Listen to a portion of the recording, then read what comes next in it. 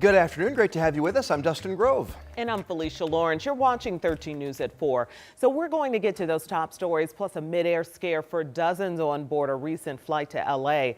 We have bizarre interaction, the interaction involving an unruly passenger that was all caught on camera, and how another passenger came to the rescue. Going to hear the audio from the pilot during that flight. Just a bizarre situation all the way around. But we start here at 4 o'clock with the big story we're following locally here today. The search for suspects accused of shooting at Metro police officers. So it happened this morning near 28th and MLK. Ashton Hackman joins us live outside IMPD's Northwest District. And do you have any update on the search, Ashton?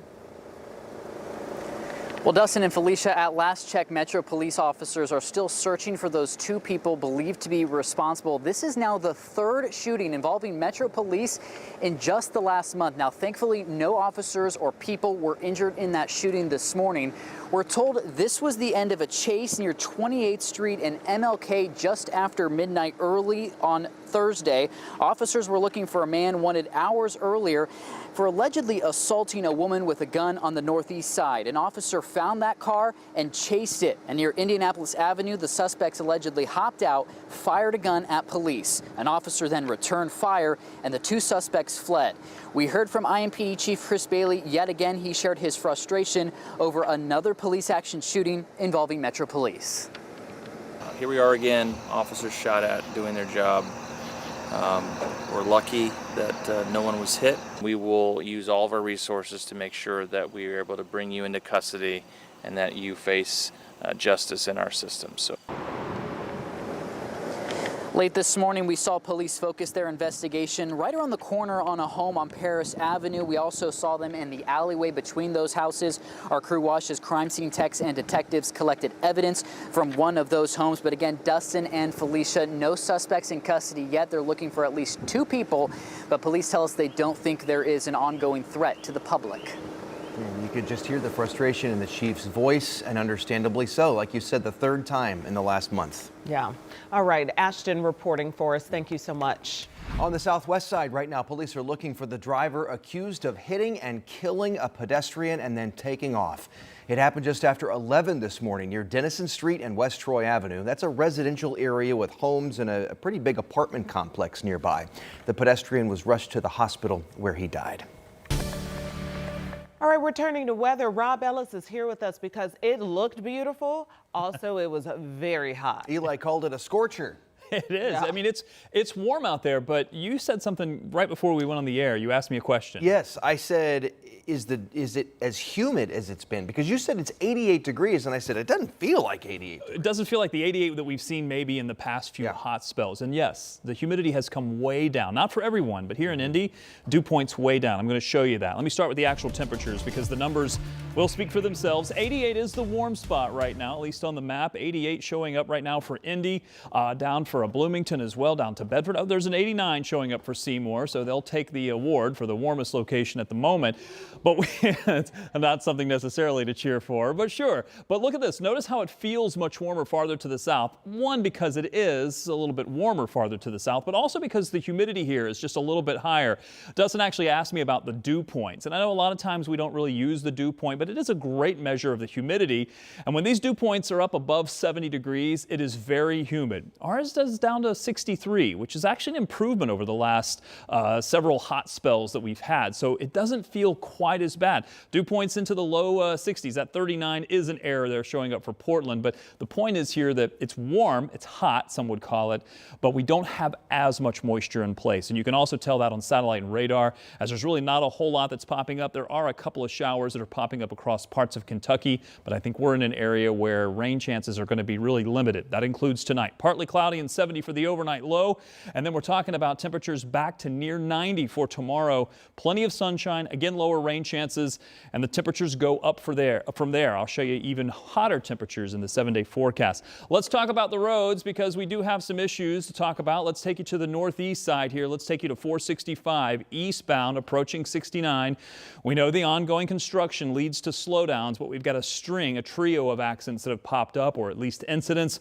And then also northbound on 465 465 as you approach, also in some of that construction as you approach Interstate 69. Here's one issue where we've got some slowdowns because of a vehicle that is off to the right side of the road there where they're doing a little bit of construction. Emergency vehicles are on the scene, but it's certainly going to slow things down. And then take you to the east side, 465, the northeast side really, right at 71st Street. You are looking southbound, so the traffic coming towards you is the northbound traffic that it continues to slow down. Again, this is in another area where we continue to see ongoing construction, so we expect these delays.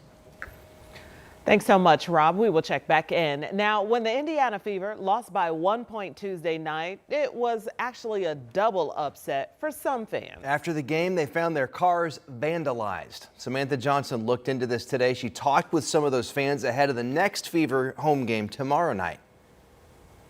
Dale Kuklinski and his wife have been season ticket holders for the Fever for a couple years now, and because they have those tickets, they can park there in the Virginia Avenue parking garage. They've never had any problems there until Tuesday night.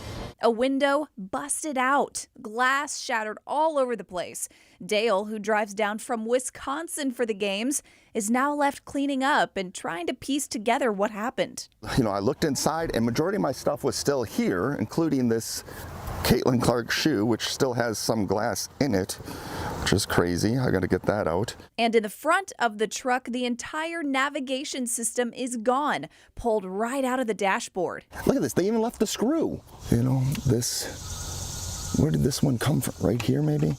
Yeah. There was at least one other vandalism report from the same garage Tuesday night. Metro Police tell us they're now trying to find the person or people responsible. As for Dale and Suzanne, they say they're thankful it wasn't any worse. And they'll be back, face painted and rooting for Indiana. It's definitely not going to take away the experience. I'll be there again Friday. In Indianapolis, Samantha Johnson, 13 News. Those are hardcore fans right there. If you're going to the game tomorrow night, Metro Police say don't worry. They recommend parking in well-lit areas and taking all valuables out of your car ahead of the game. You'll hear what else police are saying tonight on 13 News at 6. All right, let's talk about the Colts now. In the middle of their joint practice as we speak with the Green Bay Packers up at Grand Park. Yes, Eli Gain is there, and we got to ask him how the first hour or so is looking with these teams going head to head. Fingers crossed. Eli? Okay, yeah, so we are about midway through. The practice ends at 5, but what I will say, as a last training camp practice between the Colts and Packers here, we got a good amount of people here. They're not all outside right now. As you look at the bleachers, they're all looking down at the practice fields, and they are packed to the brim here this afternoon. Now, in terms of how the practice has gone so far in the first hour, it started off where both teams were split onto different fields where they had their own individual drills. And then about 10 minutes in, that is when the colors collided. So you had one-on-one drills with the wide receivers and the defensive backs, linebackers with the running backs.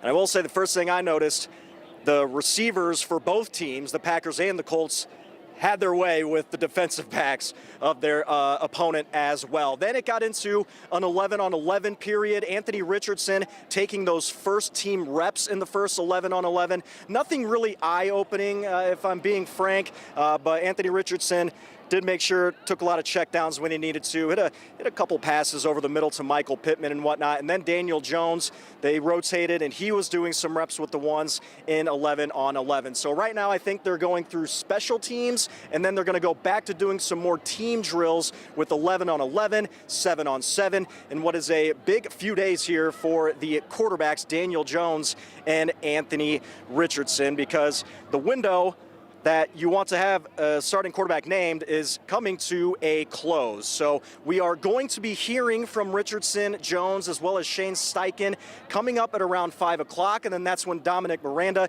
is going to rejoin you and give us another update of how practice finished off, and then hopefully we'll see if we'll hear from some of those players in the 5 o'clock hour. If not, we'll have you all covered at 6 and tonight at 11. Guys?